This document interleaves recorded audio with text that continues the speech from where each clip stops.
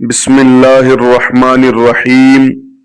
شروع اللہ کے نام سے جو بڑا مہربان اور نہایت رحم کرنے والا ہے۔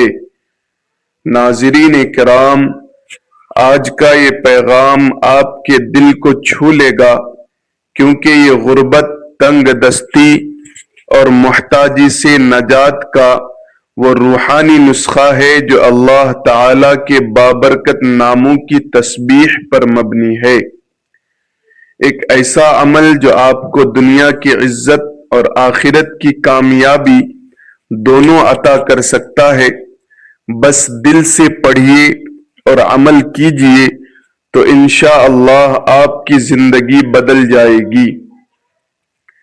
ناظرین کرام، ہاتھ پھیلا کر ادھار مانگنے کے بجائے اللہ کے دو عظیم ناموں کی تسبیح پڑھ لیا کریں، انشاءاللہ کبھی کسی کے محتاج نہیں ہوں گے۔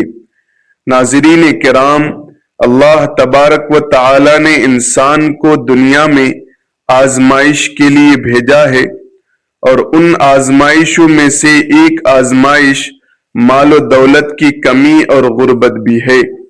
لیکن اسلام نے نہ صرف اس مسئلے کی حقیقت کو بیان کیا ہے، بلکہ اس سے بچنے اور نجات پانے کے لیے بھی واضح اور مؤثر رہنمائی فراہم کی ہے۔ قرآن مجید اور حدیث نبوی میں محتاجی سے بچنے کے لیے کئی روحانی عمل اور اخلاقی طریقے بیان کیے ہیں، جن پر عمل کر کے انسان دنیا میں عزت کے ساتھ زندگی گزار سکتا ہے اور آخرت میں بھی سرخرو ہو سکتا ہے۔ ہمارا آج کا وظیفہ بھی غربت اور تنگ دستی میں ہاتھ پھیلا کر ادھار مانگنے کے بجائے اللہ کے دو ناموں کی تسبیح پڑھنے کا وظیفہ ہے۔ جو اللہ تبارک و تعالی کی ان دو ناموں کی تسبیح پڑھ لیتا ہے، اللہ تبارک و تعالی اس کو کبھی کسی کے محتاج نہیں ہونے دیتا، اور جو اللہ تبارک و تعالی کے دیے ہوئے پر شکر ادا کرتا ہے تو اللہ تبارک و تعالی اسے مزید عطا فرماتا ہے، اور جو صبر سے کام لیتا ہے اور ان وظائف کو، ان اعمال کو اپنی زندگی کا حصہ بنا لیتا ہے تو اللہ تبارک و تعالی اس کی محتاجی کو دور کرتے ہوئے اس کی ہر خواہش کو پورا کر دیتا ہے، اس کو مال و دولت، رزق وافر مقدار میں عطا فرماتا ہے۔ اس کو کسی کے آگے ہاتھ پھیلانے کی ضرورت نہیں پڑتی۔ بھائیوں اور بہنوں، اللہ تبارک و تعالی کی عبادت کرنے کے کئی طریقے ہیں۔ انسان دل میں اللہ کا ذکر کر کے بھی اس کی عبادت کر سکتا ہے، زبان سے کلمات ادا کر کے بھی اس کی عبادت کر سکتا ہے، نماز، قرآن پڑھ کر بھی اس کی عبادت کر سکتا ہے، اللہ تبارک و تعالی کی مخلوق کی خدمت کر کے بھی اس کے فضل کا حقدار بن سکتا ہے، کیونکہ مخلوق خدا کی خدمت کرنا یا کسی بھوکے کو کھانا کھلانا بھی عبادت میں شمار ہوتا ہے۔ تو اللہ تبارک و تعالی کی مخلوق کی خدمت، اس کے ذکر و اذکار، اس کے نام کی تسبیح کر کے اللہ کا قرب حاصل کیا جائے تو ہمارا آج کا وظیفہ ایسے ہی اللہ تبارک و تعالی کی تسبیح کر کے اس کا فضل اور قرب حاصل کرنے کا بہت ہی بہترین وظیفہ ہے کہ اس کے ناموں کی اس تسبیح کو بتائے گئے طریقے کے مطابق پڑھنے سے انسان کی تمام مالی تنگ دستی، رزق کے حوالے سے پریشانیاں اور تمام مصیبتیں، دکھ درد سب ختم ہو جاتا ہے۔ ناظرین کرام، انسان پر جو مصیبتیں آتی ہیں، چاہے بیماری کی صورت میں ہو یا غربت کی شکل میں ہو، چاہے کاروباری پریشانی ہو یا خاندانی لڑائی ہو، بڑوں کا دکھ اور صدمہ ہو، ہر قسم کی مصیبت انسان کے اپنے گناہوں کی وجہ سے آتی ہے۔ اس لیے فوراً سچی توبہ کرتے ہوئے اللہ تبارک و تعالی سے ہمیں معافی مانگنی چاہیے، کیونکہ اللہ تبارک و تعالی توبہ کرنے والوں سے محبت کرتا ہے اور توبہ کرنے والوں کی پریشانیاں اور مصیبتوں کا ازالہ کر کے اسے خوشحال بنا دیتا ہے۔ ناظرین، انسان میں گناہوں اور غلطیوں کی جانب رغبت کا میلان بہت زیادہ موجود ہے۔ انسان کو نفس گناہوں میں مبتلا کرنے کی کوشش کرتا رہتا ہے۔ جس میں سلیم الفطرت انسان کسی گناہ یا غلط کام کا ارتکاب کرتا ہے تو وہ یہ جان رہا ہوتا ہے کہ وہ غلط کام یا ظلم اور زیادتی کر رہا ہے، اور رسول اللہ صلی اللہ علیہ وسلم کے طریقے کی مخالفت کر رہا ہے اور اللہ کے فرامین سے بغاوت کر کے اس کے قہر اور غضب کو دعوت دے رہا ہے۔ یوں وہ اپنی دنیا اور آخرت دونوں کو تباہ و برباد کر دیتا ہے، لیکن اس کے ساتھ شیطان کے وار، خواہشات کا غلبہ، گناہوں کی عارضی لذت، دنیا کی چکا چوند، جھوٹی اور کھوکھلی عزت کا نشہ اس کو گناہ کے ارتکاب کی طرف لے جاتا ہے۔ گناہ کے ارتکاب کے وقت جب کبھی اس کا ضمیر گناہوں کو چھوڑنے کو کہتا ہے تو وہ یہ کہہ کر ضمیر کو خاموش کروا دیتا ہے کہ ابھی تو بڑی عمر پڑی ہے، میں عنقریب توبہ کر لوں گا، اور اسی طرح امیدوں اور خیالات سے دل کو بہلائے میں رکھتا ہے اور گناہوں کی گہری دلدل میں دھستا چلا جاتا ہے۔ ناظرین کرام، در حقیقت گناہ انسان کے حق میں نہایت خطرناک ہے۔ اس سے دنیا اور آخرت دونوں برباد ہو جاتے ہیں، اور گناہ کا اثر جسم میں زہر کی طرح سرایت کر جاتا ہے۔ ناظرین کرام، حضرت آدم علیہ السلام کو جنت سے نکالے جانے اور ابلیس کے ملعون ہونے کی وجہ بھی یہی گناہ کی نافرمانی تھی۔ قوم نوح اور عاد و سمود کو بھی گناہوں کی وجہ سے عذاب سے دوچار کیا گیا۔ ناظرین کرام، صرف یہی نہیں بلکہ گناہوں کے بے شمار برے اثرات اور نقصانات ہیں جو کہ انسان کے ذہنی، جسمانی اور روحانی کردار پر بھی اثر انداز ہوتے ہیں، اور اس میں سب سے بڑا نقصان یہ ہے کہ گناہوں کے ارتکاب کی وجہ سے انسان کو نور الہی اور علم و عقل سے محروم کر دیا جاتا ہے۔ حضرت امام شافعی رحمۃ اللہ علیہ فرماتے ہیں کہ میں نے اپنے استاد سے کمزور حافظہ کی شکایت کی تو انہوں نے مجھے ترک معاصی یعنی گناہ چھوڑنے کی نصیحت فرمائی، اور آپ نے یہ بتایا کہ اللہ کی رحمت ایک نور ہے اور اللہ کی رحمت کا نور گنہگار کو نہیں دیا جاتا۔ بھائیوں اور بہنوں، گناہوں کا ایک اثر یہ بھی ہوتا ہے کہ انسان کی روزی اور رزق میں تنگی آ جاتی ہے۔ یاد رکھیے کہ حصول رزق اور فراخی معاش کے لیے ترک گناہ سے بہتر کوئی چیز نہیں ہے۔ اللہ تبارک و تعالی فرماتے ہیں کہ جو شخص اللہ سے ڈرتا ہے اور گناہوں سے باز آ جاتا ہے، اللہ اس کے لیے مشکلات سے بھی نکلنے کا راستہ پیدا کر دیتا ہے اور اسے ایسا رزق دے گا جہاں اس کا گمان بھی نہیں جاتا۔ انسان کے دل میں اللہ کی عظمت کم ہو جاتی ہے، تبھی تو انسان گناہ کرتا ہے، اور بندہ گناہ کرنے میں کوئی شرم محسوس نہ کرے تو دل پر پردہ پڑ جاتا ہے اور مہر لگ جاتی ہے۔ جب انسان اللہ کو بھول جاتا ہے تو اللہ انہیں برباد کر دیتا ہے اور ذلت اور رسوائی ان کا مقدر ہو جاتی ہے۔ ناظرین کرام، اللہ تبارک و تعالی بڑا بے نیاز ہے، جبکہ بندہ ہر لمحہ اس کا محتاج ہے۔ پھر وہ اللہ کے ذکر سے کیسے غافل رہ سکتا ہے؟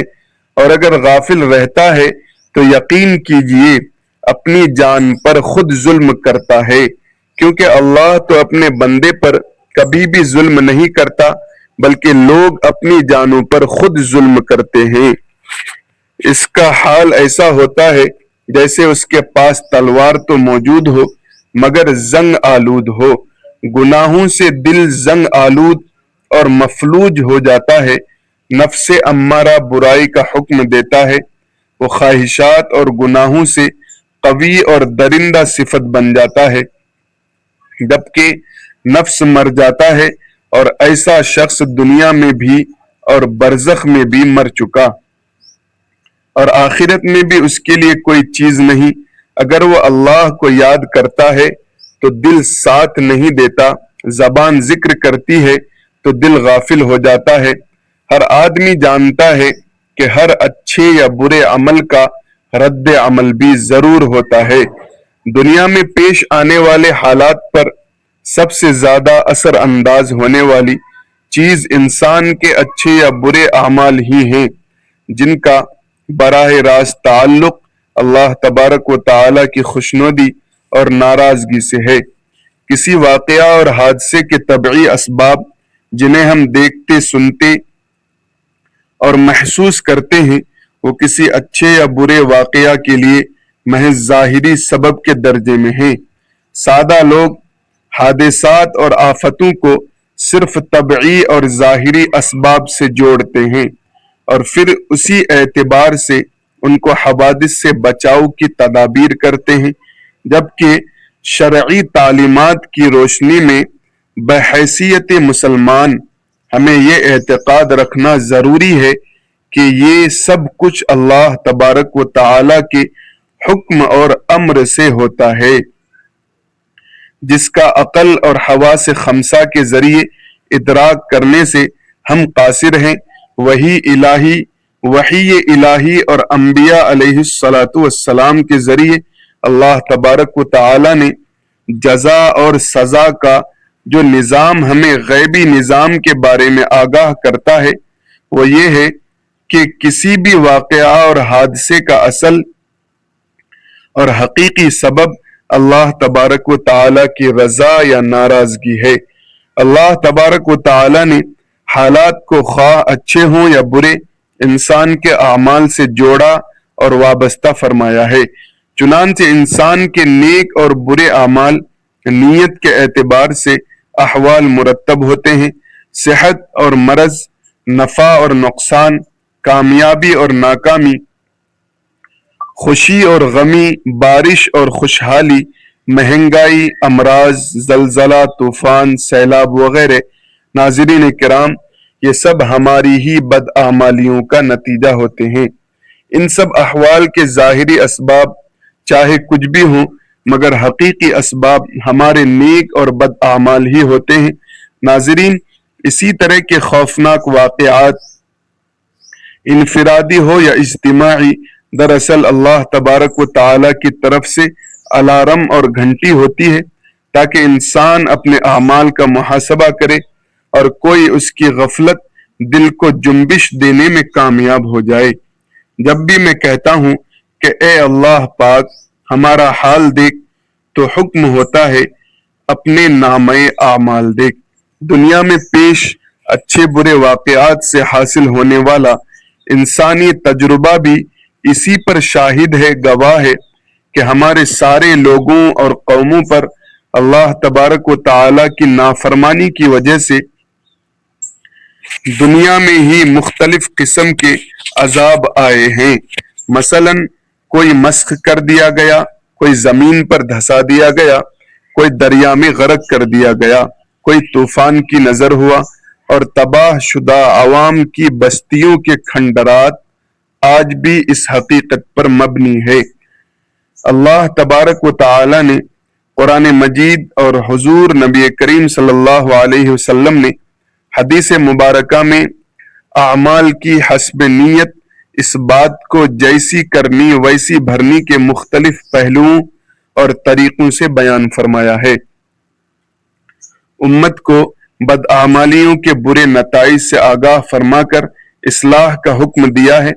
چنانچہ کچھ غلطیاں ہوتی ہیں جو رزق کو کم کرنے کا باعث اور ذریعہ بنتی ہے، اور وہ ان مشکلات کا شکار رہتے ہیں۔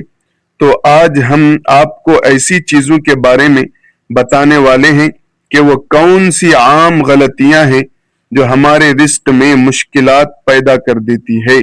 اللہ تبارک و تعالی ہمارا رزق تنگ کر دیتا ہے۔ آپ کو حدیث مبارکہ کی روشنی میں بتاتے ہیں کہ کس وجہ سے اللہ تبارک و تعالی انسان کا رزق کم کر دیتا ہے۔ اس کے بعد کچھ ضروری کام کرنے ہوں گے جو کہ آپ کے لیے انشاءاللہ آسانیاں پیدا کریں گے۔ اللہ تبارک و تعالی کا ذکر کریں، اس سے مانگتے رہیں تو انشاءاللہ بے شمار نعمتیں اللہ پاک آپ کو عطا فرمائے گا۔ تو ناظرین کرام، سب سے پہلا عمل یہ ہے کہ جوتے پہن کر یا کھڑے ہو کر یا ننگے سر کھانا کھانا رزق میں کمی کا باعث بنتا ہے۔ بہت سے لوگ جوتے پہن کر کھانا کھا رہے ہوتے ہیں یا جلدی جلدی میں کھڑے ہو کر کھانا کھا رہے ہوتے ہیں، اور ہم بہت سی ایسی خواتین کو بھی دیکھتے ہیں جو ننگے سر بھی کھانا کھا رہی ہوتی ہیں۔ مثلاً ہمارے گھروں کی عورتیں بھی ننگے سر کھانا کھا رہی ہوتی ہیں، جس کی وجہ سے ہمارے گھروں کا رزق تنگ کر دیا جاتا ہے۔ ناظرین کرام، دوسری وجہ یہ ہے کہ بیت الخلاء میں ننگے سر جانا بھی ہمارے رزق میں کمی کا باعث بنتا ہے۔ دوستو، عام طور پر دیکھا جاتا ہے کہ جب خواتین بیت الخلاء جاتی ہیں تو ان کا سر ننگا ہوتا ہے، اور یہی ننگا سر ان کے رزق میں تنگی کا باعث بنتا ہے۔ اس بات سے خواتین کو گریز کرنا چاہیے، پرہیز کرنا چاہیے، بچنا چاہیے، کیونکہ اس سے رزق میں تنگی پیدا ہوتی ہے۔ ایک زمانہ تھا، ایک دور تھا جب مہمانوں کو لوگ رحمت سمجھا جاتا تھا، مگر آج کل کے دور میں مہمانوں کو زحمت سمجھا جاتا ہے۔ یہ عادت اور یہ سوچ بھی ہمارے گھروں میں، معاشرے میں رزق کی تنگی کا باعث بن رہی ہے، بلکہ بن چکی ہے۔ تو ناظرین، ہمیں چاہیے کہ مہمانوں کو رحمت سمجھیں، کیونکہ مہمان اللہ تبارک و تعالی کی طرف سے رحمت لے کر آتا ہے۔ ناظرین، یہ کچھ ضروری باتیں تھی جو میں نے آپ سے عرض کی ہیں، انہیں سمجھیے، ان پر عمل کیجیے۔ تو محترم ناظرین کرام، آج کا وظیفہ اللہ تبارک و تعالی کے بابرکت ناموں کا وظیفہ ہے۔ ان ناموں کو پڑھنے سے اللہ تبارک و تعالی خوش ہوتا ہے، آپ سے راضی ہوتا ہے، اور آپ کے جتنے بھی مسائل ہیں، بڑی سے بڑی مشکل اور بڑی سے بڑی پریشانی، کوئی بھی آپ کی حاجت ہے، مراد ہے، تمنا ہے، اللہ تبارک و تعالی کے ان ناموں کا وظیفہ پڑھ کر اللہ تبارک و تعالی سے آپ جو بھی مانگیں گے انشاءاللہ اللہ تبارک و تعالی آپ کو ضرور عطا فرمائے گا، عطا کرے گا۔ آپ کو کسی سے ادھار مانگنے کی ضرورت نہیں پڑے گی، کسی کے آگے ہاتھ نہیں پھیلانے پڑیں گے۔ اللہ تبارک و تعالی کے بے شمار نام ہیں، اور سارے نام شان اور عظمت والے ہیں، اور ان میں ایک نام اللہ کا ذاتی نام ہے، باقی نام سب صفتی نام ہیں۔ ان ناموں کے ساتھ اللہ رب العزت کو پکارو، یعنی اللہ تبارک و تعالی کو اس کے ہر نام کے ساتھ پکارنا، آواز لگانا درست ہے۔ حضرت ابو ہریرہ رضی اللہ تعالی عنہ سے روایت ہے کہ رحمت عالم صلی اللہ علیہ وسلم نے فرمایا کہ بے شک اللہ تبارک و تعالی کے 99 نام ہے، یعنی 100 میں سے ایک کم، اور جس نے ان کو یاد کیا، ان کو پڑھا، ان کے معنی جانے اور ان پر عمل کیا اور محفوظ کر لیا، وہ جنت میں داخل ہوگا۔ بلا شبہ اللہ رب العزت کی عبادت اور معرفت کا جذبہ اور حوصلہ انسانی فطرت اور طبیعت کا خاص طور پر حصہ ہے، اور یہی وجہ ہے کہ اس دنیا کے انسان نے اپنے خالق اور حقیقی مالک کے وجود کو دیکھا تو نہیں، لیکن اس کے باوجود جب کبھی اس کی زندگی میں کوئی خوشگوار واقعہ پیش آتا ہے تو عموماً جبین انسانی میں سجدہ شکر مچلنے لگتا ہے اور جی چاہتا ہے کہ اس اندیکھی ہستی کا شکر ادا کرے۔ ایسے ہی جب کوئی ناگوار حادثہ پیش آتا ہے تو انسانی ہاتھ اسی نادیدہ ذات کی طرف بے اختیار بڑھتے ہیں اور آنکھیں اپنے عجز کے اظہار میں اشک بار ہو جاتی ہے۔ اللہ رب العزت خود ارشاد فرماتے ہیں کہ آپ صلی اللہ علیہ وسلم کہہ دیجئے کہ اللہ کہہ کر پکارو، یا رحمان کہہ کر پکارو، جس بھی نام سے پکارو گے سب اسی کے بہترین نام ہیں۔ آپ صلی اللہ علیہ وسلم کے رب کا نام بڑی برکت والا ہے، جو صاحب عظمت و جلال اور صاحب انعام و اکرام ہے۔ سو اپنے رب اعظم کے نام کی تسبیح کیا کریں۔ اللہ ہی کی تسبیح کرتے ہیں جو بھی آسمانوں میں اور زمینوں میں ہے، اور وہی بڑی عزت والا، بڑی حکمت والا ہے۔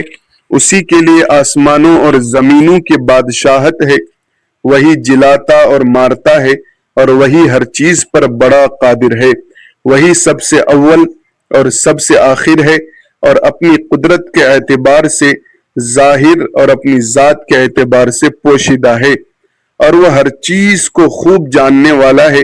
اللہ کی حمد کرو جس میں تمام تر کمالات اور پاکیزگی کی صفات ہیں، جس کی تمام تر بہترین نام ہے، جو تمام تر نقصانات سے پاک ہے۔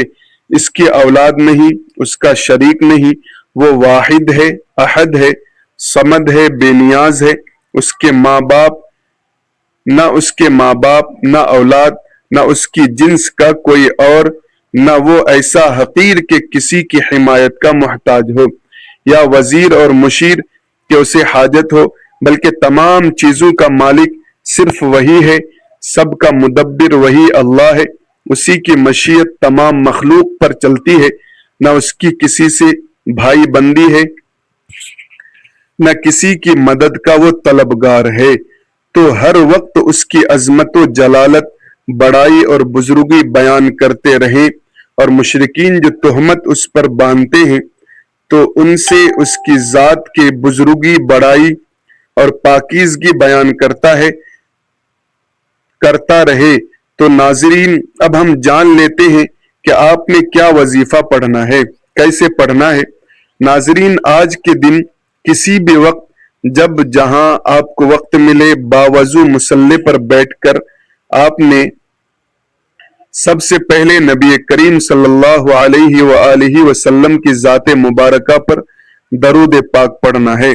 درود پاک پڑھنے کے بعد آپ نے سب سے پہلے اپنے خاص مقصد کی نیت کرنی ہے، اور جب آپ نیت کر لیں تو فوری طور پر آپ نے تعوذ اور تسمیہ پڑھ کر وظیفے کے آغاز کرنا ہے۔ اور سب سے پہلے نمبر پر جو وظیفہ آپ نے پڑھنا ہے ناظرین محترم، وہ وظیفہ ہے یا مسبب الاسباب کا۔ اور یا مسبب الاسباب کا مطلب ہے اے اسباب کو پیدا کرنے والی ذات۔ اگر آپ کے روزگار ہیں، روزگار کے لیے انشاءاللہ بہترین اسباب بن جائیں گے۔ اگر آپ کا کاروبار بالکل ٹھپ ہو چکا ہے تو یا مسبب الاسباب کا یہ وظیفہ کرنے سے آپ کا کاروبار انشاءاللہ ترقی اور عروج پر پہنچ جائے گا، یا آپ کا جو بھی مقصد ہے وہ انشاءاللہ یا مسبب الاسباب کے اس وظیفے سے پورا ہو جائے گا۔ ناظرین کرام، یہ وظیفہ یا مسبب الاسباب آپ نے اپنے دائیں ہاتھ کی انگلیوں پر یا تسبیح کے دانوں پر صرف 21 بار پڑھنا ہے۔ 21 بار یا مسبب الاسباب پڑھنے کے بعد آپ نے دوسرے نمبر پر جو وظیفہ پڑھنا ہے، اس وظیفے کو آپ نے اپنی زندگی میں بہت بار پڑھا ہوگا۔ بہت آسان سا اور چھوٹا سا وظیفہ ہے۔ آپ نے اب یا اللہ یا لطیف کا وظیفہ کرنا ہے۔ ناظرین کرام، یا اللہ رب کریم کا ذاتی نام ہے، اور یا لطیف رب کریم کا صفتی نام ہے۔ جب آپ اللہ کو اس کے ذاتی اور صفتی ناموں سے پکارتے ہیں تو رب راضی ہو جاتا ہے، اور جب رب راضی ہو جاتا ہے تو میرا رب بہتر نہیں بلکہ بہترین سے نوازتا ہے۔ پھر میرا رب بن مانگے عطا فرماتا ہے۔ لفظ اللہ کی ایک زبردست خصوصیت یہ ہے کہ قرآن کریم میں، قرآن مقدس میں لفظ اللہ تقریباً 2940 مرتبہ آیا ہے، حتیٰ کہ جمہور اہل علم نے تو لفظ اللہ ہی کو اسم اعظم قرار دیا ہے، اور حضرت شیخ عبد القادر جیلانی رحمۃ اللہ علیہ فرماتے ہیں کہ اگر لفظ اللہ زبان سے اس حال میں ادا کیا جائے کہ دل میں اللہ تبارک و تعالی کے علاوہ کچھ نہ ہو، تب لفظ اللہ اسم اعظم ہے، اور لفظ اللہ ایسا بابرکت نام ہے کہ اگر خدا نخواستہ غفلت کے ساتھ بھی لیا جائے تب بھی برکت سے خالی نہیں ہے، پھر عظمت کے ساتھ لینے کی کیا فضیلت ہوگی۔ اور اسی طرح یا لطیف کو بھی اسم اعظم کہتے ہیں، اور اس کے لطافت یہ ہے کہ بعض اوقات بندہ یا رزاق کو پڑھتا ہے تو اللہ تبارک و تعالی بندے کو رزق عطا فرماتا ہے، لیکن یا لطیف کی طاقت یہ ہے کہ جو بندہ یا لطیف پڑھتا ہے تو اللہ تبارک و تعالی آسانی کے ساتھ رزق عطا فرماتا ہے۔ یا لطیف اللہ تبارک و تعالی کے خوبصورت ناموں میں سے ایک نام ہے، اور اس کا مطلب ہے نرم، اور ایک حدیث مبارکہ میں حضور نبی کریم صلی اللہ علیہ وسلم نے فرمایا کہ اللہ نرم ہے، اور وہ نرم کو وہ دیتا ہے جو سخت کو نہیں دیتا۔ اور یہ حدیث مبارکہ دوسروں کے ساتھ، اللہ تبارک و تعالی کے ساتھ ہمارے معاملات میں نرمی کی اہمیت پر بھی زور دیتی ہے، دلالت کرتی ہے۔ وہ ہمیں یہ بھی یاد دلاتے ہیں کہ اللہ تبارک و تعالی کی یہ صفت ہمیں اپنی زندگی میں نرمی پیدا کرنے کے لیے تحریک اور رہنمائی کا ذریعہ ہے۔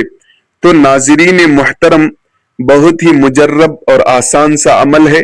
اللہ تبارک و تعالی کے ان دو ناموں کی تسبیح آپ نے 100 مرتبہ پڑھنی ہے، یعنی ایک تسبیح مکمل پڑھنی ہے، اور جب 100 مرتبہ یہ دونوں ناموں کی تسبیح آپ پڑھ لیں تو آخر میں آپ نے 33 مرتبہ استغفار پڑھنا ہے، استغفر اللہ۔